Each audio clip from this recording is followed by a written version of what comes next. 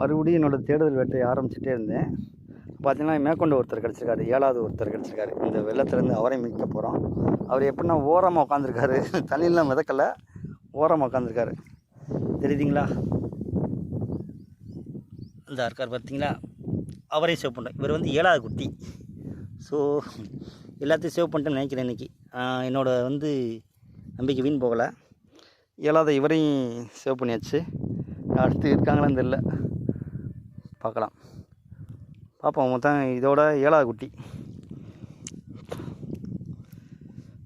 பாவம் இவர் கண்ணு திறக்கலை. பாவமாக இருக்குது. ஒரு விவசாய நிலத்தில் தண்ணி பாய்ச்சிரும். ஆனால் அந்த எலியோட தாய் எங்கே போயிருக்குன்னு தெரில, குட்டியை போட்டு எங்கே போட்டு தெரியாப்புலன்னு தெரில. பார்ப்போம். நான் ஒருத்தர் தான் நினச்சேன். சரி, ஒரு குட்டியாக இருக்குது, எப்படியா போய் பால் ஊற்றி காப்பாற்றி கண்ணு திறந்ததுக்கப்புறம் வெளியே விட்டலான்னு நினச்சேன். இவங்க 7 பேர் என்னன்ட்டு காப்பாற்ற போகிறேன்னு தெரில. பார்ப்போம். பாருங்கள், ஆல்ரெடி இங்கே 6 பேர் இருக்காங்களா. இந்த மூளை 2, இங்கிட்டு 4 பேர், 6 பேர். இவர் 7வது. 7 குட்டி இன்றைக்கி சேவ் பண்ணியிருக்கோம்.